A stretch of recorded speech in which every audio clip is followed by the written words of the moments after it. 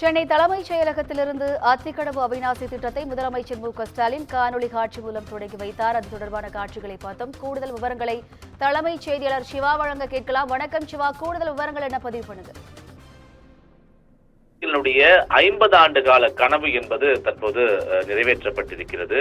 அத்திக்கடவு அவிநாசி திட்டத்தை தமிழ்நாடு முதலமைச்சர் மு.க.ஸ்டாலின் தற்போது தலைமைச் செயலகத்திலிருந்து காணொலி காட்சி வாயிலாக தொடங்கி வைத்திருக்கிறார்.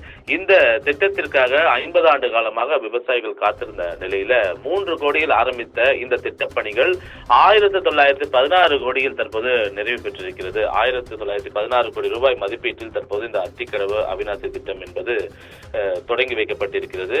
இந்த அத்திக்கடவு அவிநாசி திட்டத்தின் மூலமாக பவானி ஆற்றில் காளிங்கராயன் அணைக்கட்டில் கீழ்புறத்தில் இருக்கக்கூடிய பகுதியிலிருந்து ஒவ்வொரு ஆண்டும் 1.50 டிஎம்சி உபரி நீர் வினாடிக்கு 250 கன அடி நீர் வீதம் 70 நாட்களுக்கு 6 நீரேற்ற நிலையங்கள் வழியாக ஒட்டுமொத்தமாக 1065 கிலோமீட்டர் நீளத்திற்கு குழாய்கள் பதிக்கப்பட்டு உபரி நீர் வீணாகாமல் தடுப்பதற்காக இந்த அத்திக்கடவு அவிநாசி திட்டம் என்பது தொடங்கப்பட்டிருக்கிறது. அது மட்டுமல்லாமல் இந்த திட்டத்தின் மூலமாக ஈரோடு, திருப்பூர், கோவை உள்ளிட்ட மாவட்டங்கள் இருக்கக்கூடிய விவசாயிகள் பயன்பெறுவதோடு மட்டுமல்லாமல் 32 நீர்வளத்துறையினுடைய ஏரிகள், அதே போல 42 ஊராட்சி ஒன்றிய ஏரிகள், 971 குளம், குட்டைகள் என ஒட்டுமொத்தமாக 1045 நீர்நிலைகள் நிரப்பப்படக்கூடிய ஒரு சூழல் இருக்கிறது. இதன் மூலமாக சுமார் 24,648 ஏக்கர் நிலங்கள் பயன்பெறக்கூடிய வகையிலான இந்த திட்டம் என்பது அமைக்கப்பட்டிருக்கிறது. குறிப்பாக இந்த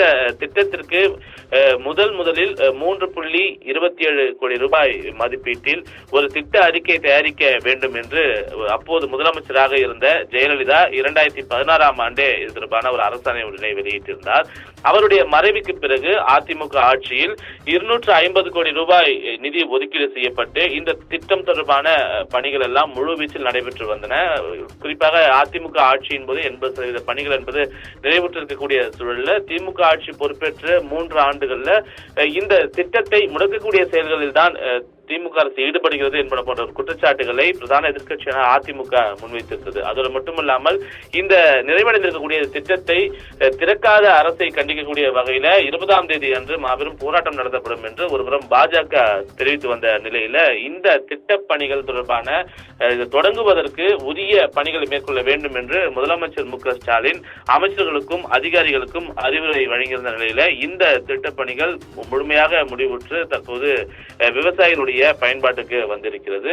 எனவே இந்த நிகழ்ச்சியில் பங்கேற்பதற்காக விவசாயிகளுக்கு கூட நீர்வளத்துறையின் சார்பாக அவர்களுக்கான அழைப்பிதழ் என்பது அனுப்பப்பட்டிருந்தது. எனவே விவசாயிகளின் ஒரு நீண்ட நாள ஒரு கோரிக்கையாக, விவசாயிகளுடைய ஒரு கனவு திட்டமாக இந்த அத்திக்கடவு அவிநாசி திட்டம் இருக்கக்கூடிய ஒரு சூழல்ல 50 ஆண்டு காலத்திற்கு பிறகு அவருடைய கனவு என்பது நினைவாகக்கூடிய வகையில இந்த திட்டம் தற்போது தொடங்கப்பட்டிருக்கிறது.